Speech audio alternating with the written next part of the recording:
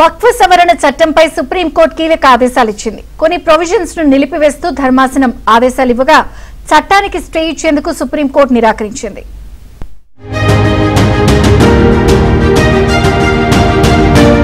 కేంద్ర ప్రభుత్వం ఇటీవలే తీసుకొచ్చిన వక్ఫ్ సవరణ చట్టంపై సుప్రీంకోర్టు కీలక తీర్పును వెలువరించింది.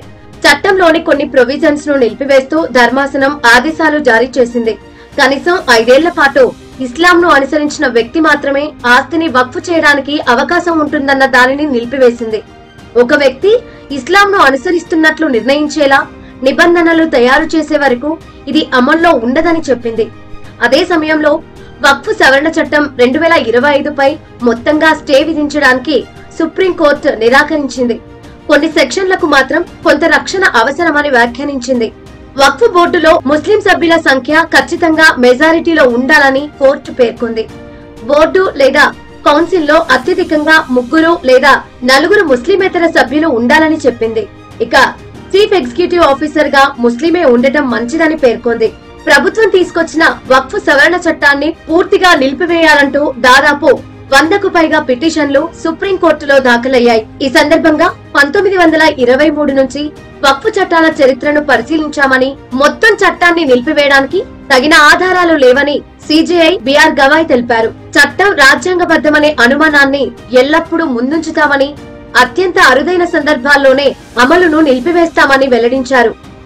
The Supreme Court has first found that there is a prima facie case for stay on certain provisions. They have not stayed all the provisions, the complete act, but certain provisions have been stayed, like the provision that said that you have to be a Muslim for 5 years have been stayed because there is no mechanism to determine whether the same can happen or not, to determine whether someone has been a Muslim for 5 years or not. Apart from that, the provision 23C, the court has said that until unless there is a mechanism devised, no third party interest can be created. వక్ఫ్ సవరణ చట్టంపై supreme court ఇచ్చిన తీర్పును కాంగ్రెస్ నేత ముంతాజ్ పటేల్ స్వాగతించారు.